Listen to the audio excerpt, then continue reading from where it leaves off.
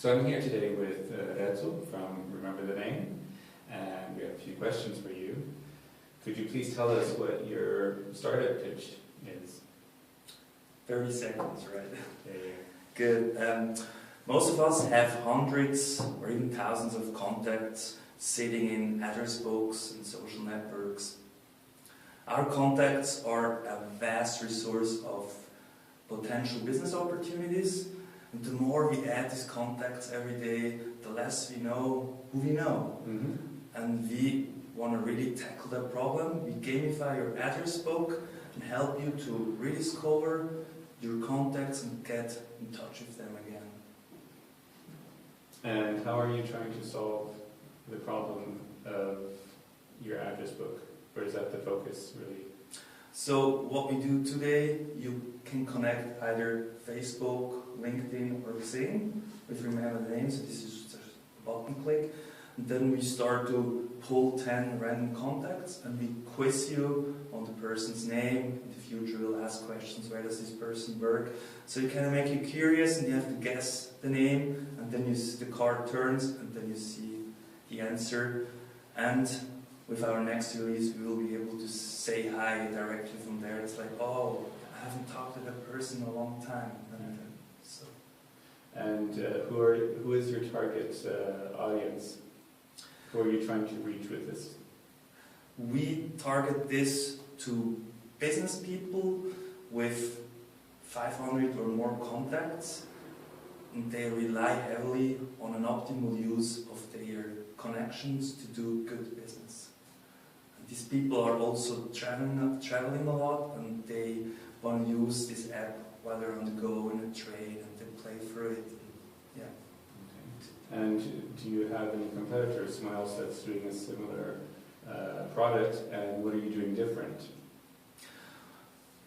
In a previous version, we were focusing more on memorization techniques, and there we had like competitors like Laemmler, and there are a bunch of other memorization apps, and we kind of moved away from that strategy, and now we are competing more in the field of like Evernote, Hello, but in a way we are positioned in a way that we extend each other. So Evernote Hello is just another app to collect contacts and addresses, and we kind of want to stay on top of these address collectors and help them remember what you all know, you know.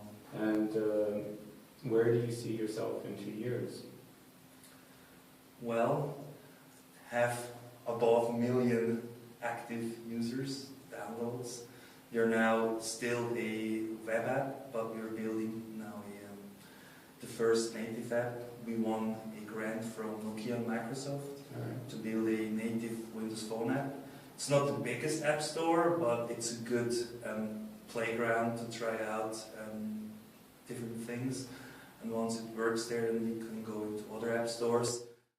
So what obstacles have you faced as a startup here in Switzerland? The biggest obstacle I've found is to meet like-minded people who want to join the ride. People in Switzerland tend to play safe. They would rather stay in a secure environment, have a good solid salary, and not taking risks.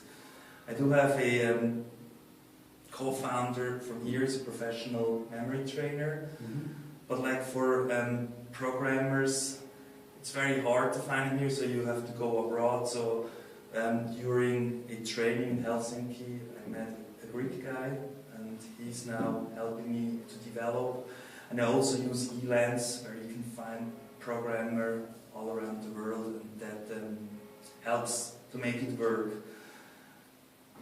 Yeah, I think that's the biggest obstacle, and there are other things like it's a very small community, so everyone knows everyone, and if you're in good terms, great. If you are in bad terms, then maybe people badmouth you. Hasn't happened so far to me, luckily, but it has pros and cons being a small community. Right. And what would you change in Switzerland to improve the local culture and the ecosystem for startups and entrepreneurship?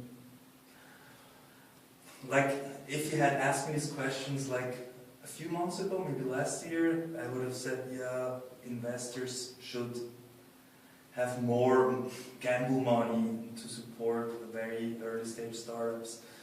And now I think more and more, try to change in school when you educate people, try to teach them a different mindset that life is short and take risks and try something, because if everything fails, you can always go back to a secure environment and make a stable whatever living. So I think during education, people should be taught more take risks.